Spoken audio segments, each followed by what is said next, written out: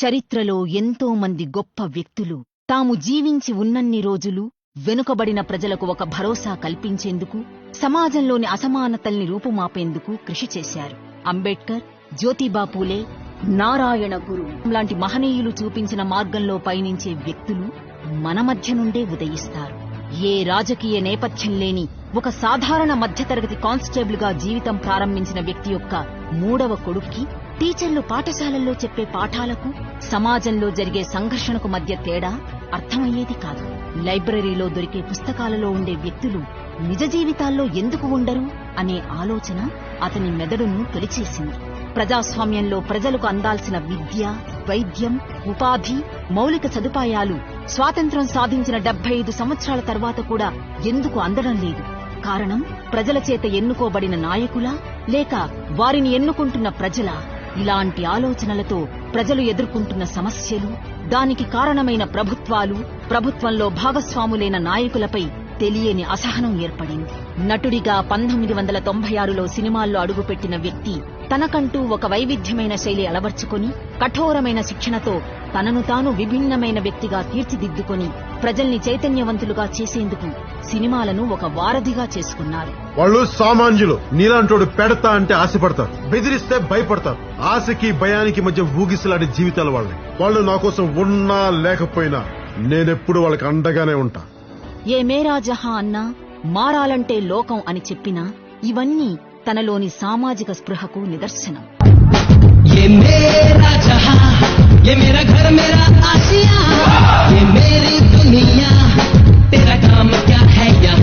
సమాజం పట్ల పవన్ కళ్యాణ్ ఆలోచనలు ఈనాటివి కావు.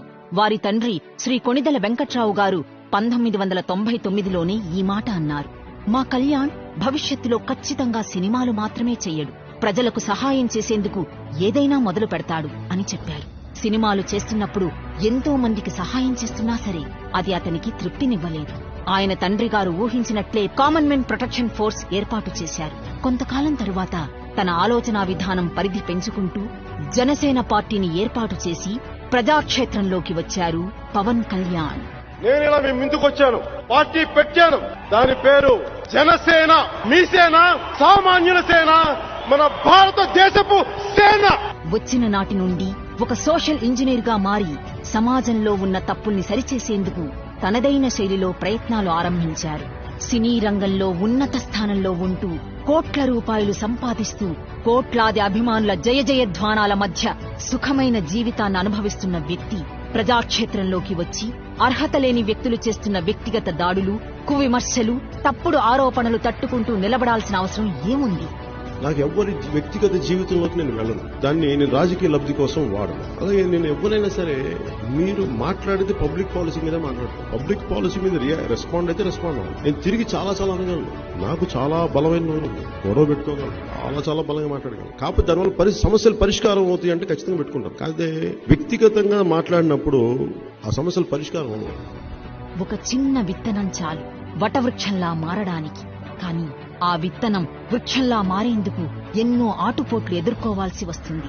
అలాగే ఒక సామాన్యమైన వ్యక్తి తాను నమ్మిన సిద్ధాంతంపై దశాబ్దాల కాలం స్థిరంగా ఉండే ప్రయత్నంలో ఎన్నో అవమానాలు, అవహేళనలు, తప్పుడు కథనాలు, వ్యక్తిగత దాడులు, అన్నింటికీ మించి ఓటమి, ఇవన్నీ ఎదుర్కోగలిగిన వాడే నిలబడతాడు, పోరాడతాడు, లక్ష్యాన్ని చేరుకుంటాడు, గెలిచే దిశగా పయనిస్తాడు.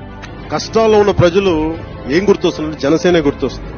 ఒక్క ఛాన్స్ అని చెప్పే మనం వంచిన వాళ్ళు కాదు. మీరు ఒక్క ఛాన్స్ ఇవ్వకపోయినా మేము ఈ వెంట ఉంటామని చెప్పేవాళ్ళం. ప్రజల్లో చైతన్యం రావాలన్నా, ప్రజాప్రతినిధుల్లో మార్పు రావాలన్నా కావలసినది జవాబుదారీతనం. అందుకే ప్రజలకు ప్రశ్నించే హక్కు, అన్ని వర్గాల ప్రజలకు అభివృద్ధి కోసం, వెనుకబడిన వర్గాలకు, నవతరం యువతకు రాజ్యాధికారం కల్పించేందుకు అడుగులేస్తోంది జనసేన పార్టీ. రాజకీయాల్లో మేధస్సు ఒక్కటే సరిపోదు, తెగువ కావాలి, ఓటమిని ఎదుర్కోగలిగే గుండె ధైర్యం కావాలి. అందుకే ఎంతో మంది మేధావులు ఎన్నో ఆలోచనలతో మార్పును తీసుకొచ్చేందుకు రాజకీయాల్లోకి వచ్చినా క్రిమినల్ పాలిటిక్స్ ధాటికి నిలబడలేకపోయారు. అలాంటి సమయంలో అన్ని రకాల అడ్డంకుల్ని ఎదుర్కొంటూ దెబ్బతిన్నా కూడా తప్పుదారిలో పయనిస్తున్న వ్యవస్థను గాడిలో పెట్టేందుకు ఎదురొడ్డి నిలిచింది Janasena party. Criminalization of politics. Criminals వచ్చి రాజకీయాలు చేస్తే ఇట్లాగే ఉంటది.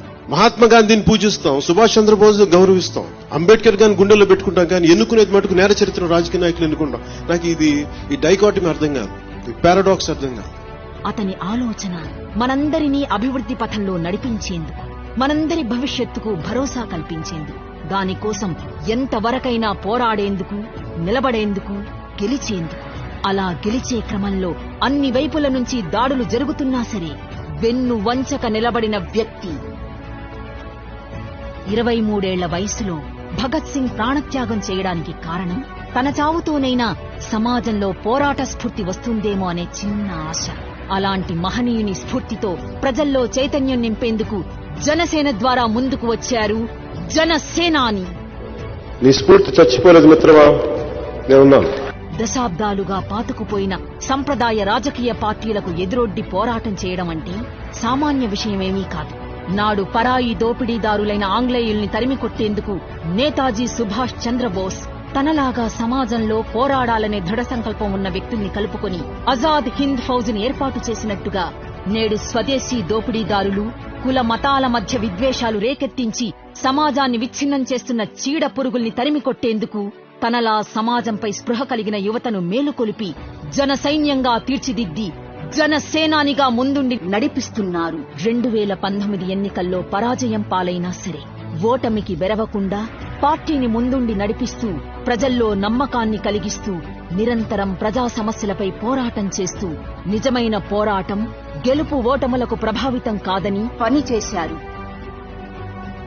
ఎవరైనా ఇన్ని కోట్ల మంది వాళ్ళ భవిష్యత్తుని మన చేతులు ఎందుకు పెట్టాలి? నేనేం ఇంప్రూవ్ చేయాలని నేను ఆలోచిస్తాను. అది నన్ను అడిగారు చాలా మంది, ఎంతకాలం నడుపుతావు ఈ పార్టీని అంటే, మీలో నుంచి ఒక నలుగురు వచ్చి నన్ను మోసుకెళ్లే వరకు నడుపుతాను. ఎక్కడో ప్రకాశం జిల్లాలో మారుమూల గ్రామంలో ఉన్న వెంగయ్య నాయుడు అనే జనసైనికుడు తాను ఏనాడూ కలవని వ్యక్తి యొక్క ఆశయాలకు ప్రభావితమై ప్రజాప్రతినిధిని నిలదీశాడు అంటే అతనిలో స్ఫూర్తి నింపిన వ్యక్తి తాలూకు భావజాలం ఎంత దృఢమైనదో అర్థమవుతోంది. ఒక్క పిలుపునిస్తే చాలు రాష్ట్ర వ్యాప్తంగా ప్రజలందరూ రోడ్లపైకి వచ్చి ప్రభుత్వం అసమర్థతపై గళమెత్తుతారు. ఇలా ఒక్కొక్కరిని కలుపుకుంటూ వారిలో స్ఫూర్తిని రగిలిస్తూ నేడు లక్షలాది సైన్యంగా ప్రజల పక్షాన నిలబడింది జనసేన పార్టీ. కర్నూల్లో 16 వయసు బాలిక అత్యాచారానికి గురై మరణిస్తే ఏ ఒక్క పార్టీ స్పందించని సమయంలో ఆ తల్లిదండ్రుల పక్షాన న్యాయం కోసం పోరాడుతోంది జనసేన. విశాఖ ఉక్కు కర్మాగార పరిరక్షణ, మత్స్యకారుల సమస్యలు, రాజధాని కోసం త్యాగాలు చేసిన రైతన్నలు, ఇసుక కొరతతో ఉపాధి కోల్పోయిన భవన నిర్మాణ కార్మికులు, ఇలా ఒక్కొక్క సమస్యపై బాధితుల పక్షాన నిలబడి వారికి న్యాయం జరిగేలా పోరాటం చేస్తూ వ్యవస్థలోని లోపాలు సరిచేసేలా క్రియాశీలక పాత్ర పోషిస్తోంది జనసేన. ఈ ప్రజాస్వామ్యంలో ప్రజలు కనీసం వారి వారి అభిప్రాయాలు చెప్పే స్వేచ్ఛను ప్రభుత్వాలు హరించి వేస్తుంటే వారికి గొంతుకనిస్తూ వారి గళంగా గళమెత్తింది జనసేన. వారి కష్టాల్లో కాపు కాస్తూ వారి కన్నీళ్లను తుడిచేస్తూ అండగా నిలబడుతోంది జనసేన. 199 సార్లు మాటల ద్వారా, చర్చల ద్వారా సమస్యల పరిష్కారానికి కృషి చేసే జనసేనాని అవసరమైతే సరిహద్దుల కంచెలు దాటి ఎంతవరకైనా సరే పోరాటాన్ని తీసుకొని వెళ్లగలడు. నిబద్ధత, నిజాయితీ కలిగిన వ్యక్తిని రాజకీయంగా ఎదుర్కోలేక మంత్రులు, ఎమ్మెల్యేలు, అధికారుల ద్వారా ప్రతిఘటించేందుకు, దెబ్బతీసేందుకు ప్రయత్నించారు. అయినా సరే ఏమీ చేయలేకపోయారు. అతని ముందు నిలబడలేకపోయారు. ఒక వ్యక్తిని రాజకీయాల్లో లేకుండా చేసేందుకు ప్రభుత్వంలోని అన్ని శాఖలు పనిచేస్తున్నాయి. అసలు ఆ వ్యక్తిని చూసి ఎందుకంతగా భయపడుతున్నారు? వారి అవినీతి కోటలు బీటలు వారేలా చేసే ప్రయత్నం మొదలుపెట్టినందుకా, లేక ప్రజల్లో చైతన్యాన్ని రగిలిస్తున్నందుక అనేది మనం ఆలోచించాలి. One man's courage makes a majority. ఒక్కడికి ధైర్యం ఉంటే చాలు. ఒక్కడికి ధైర్యం ఉంటే మొత్తం కోట్లాది మందికి వెన్నెముక నిటారుల నుంచి ఉంటుంది. ధైర్యం కావాలి సమాజంలో, భయపడకూడదు. లోపల నుంచి బలంగా రావాలి. మాట్లాడాలని చూసే కూర్చోబెడితే భయపడతారు. వెనుకబడిన వర్గాలకు, యువతకు రాజకీయ అవకాశాలు కల్పించేందుకు ముందడుగు వేసేలా హైదరాబాద్ యూనివర్సిటీ విద్యార్థి విజయ్ కుమార్ లాంటి వ్యక్తిని పార్టీ ప్రధాన కార్యదర్శిగా నియమించారు. తుని సమస్యపై యువకుడు బలంగా పోరాటం చేస్తుంటే అతని పోరాటానికి మరింత బలం చేకూర్చేలా జనసేన పార్టీ తరపున గ్రామ సర్పంచ్గా గెలిపించారు. ఇలా తాపీ మేస్త్రి, కూలి పనులు చేసుకునే మహిళల్ని స్థానిక ఎన్నికల్లో గెలిపించి తాను కోరుకున్న కొత్త తరం రాజకీయాన్ని ప్రజలకు పరిచయం చేశారు. జన సైనికుల పోరాట ఫలితంగా రాష్ట్ర వ్యాప్తంగా 1209 సర్పంచ్ స్థానాలు, 1576 ఉప సర్పంచ్ స్థానాలు, 4456 వార్డుల్లో గెలుపొంది 27% ఓట్లను జనసేన సాధించింది. అంతేకాకుండా దాదాపు 2000 స్థానాల్లో 2వ స్థానంలో నిలిచి గ్రామాల్లో ప్రధాన ప్రతిపక్షంగా అవతరించింది జనసేన పార్టీ. కష్టం ఉన్న ప్రతి చోట జనసేన ఉంటుంది అనే వాగ్దానానికి నిదర్శనంగా కరోనా కారణంగా ప్రజలు ఇబ్బందులు పడుతుంటే వారిని ఆదుకోవడం తన బాధ్యతగా భావించి 2 కోట్ల రూపాయలు ఆర్థిక సహాయం జనసేనాని అందించారు. ఆయన స్ఫూర్తితో లక్షలాది ప్రజల ఆకలి తీర్చారు జన సైనికులు. వివిధ దేశాలలో, రాష్ట్రాలలో చిక్కుకున్న తెలుగు వారిని స్వగ్రామాలకు రప్పించేందుకు ముఖ్యమంత్రులతో సంప్రదింపులు చేస్తూ కృషి చేశారు. వారిని ప్రత్యేక విమానాల ద్వారా స్వస్థలాలకు చేర్చారు. భారతదేశానికి రక్షణ కల్పించే సైనిక దళాల కుటుంబ సంక్షేమం కోసం ₹1 కోటి సైనిక నిధికి అందించారు. హైదరాబాద్ నగరం వరదల్లో చిక్కుకుంటే ₹1 కోటి సీఎం సహాయ నిధికి అందించారు జనసేనాని. 25 సంవత్సరాల సుదీర్ఘ ప్రయాణం అని పదే పదే చెప్పడానికి ఒక ప్రధాన కారణం ఉంది. ఎంతో మంది నాయకులకు తాము స్థాపించిన పార్టీలను అధికారంలోకి తేవడానికి దశాబ్దాల కాలం పట్టింది. కుల, మత, ధన రాజకీయాలతో ముడిపడ్డ ప్రస్తుత సమాజంలో ఒక కొత్త తరం ఆలోచన ఊపిరి పోసుకోవడానికి ఆ మాత్రం సమయం పడుతుంది. ఒక్కడుగా మొదలైన జనసేనాని ప్రయాణం నేడు లక్షలాది జన సైనికులు, వీర మహిళలతో గ్రామస్థాయి నుండి బలోపేతమవుతూ ముందుకు సాగుతోంది.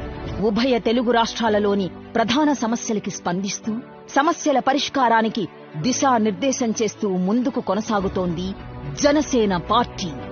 మనలో ఉన్న శత్రువు ఎవరంటే ప్రతి 5 సంవత్సరాలకొకసారి ఓటు రూపంలో తీసుకునే తప్పుడు నిర్ణయం. ఇది మన భవిష్యత్తును నాశనం చేస్తుంది అనే విషయం ప్రజలు అర్థం చేసుకోవాలి. మన చేతిలో ఉన్న ఆయుధాన్ని తెలివిగా ప్రజాస్వామ్యాన్ని పరిరక్షించేందుకు ఉపయోగించాలి. అప్పుడే కొత్త రక్తం రాజకీయాల్లోకి వస్తుంది. రాజకీయాల్లో క్రిమినల్స్ ఉండకూడదు. ఎప్పుడైతే రాజకీయాల్లోకి క్రిమినల్స్, ఆర్థిక నేరగాళ్లు వచ్చి వ్యవస్థను నాశనం చేయడం మొదలు పెడతారో అప్పుడు ప్రజలందరూ ఎదురు తిరిగి ప్రశ్నించాలి, ప్రతిఘటించాలి. అప్పుడే సమాజాన్ని విచ్ఛిన్నం కాకుండా కాపాడగలం.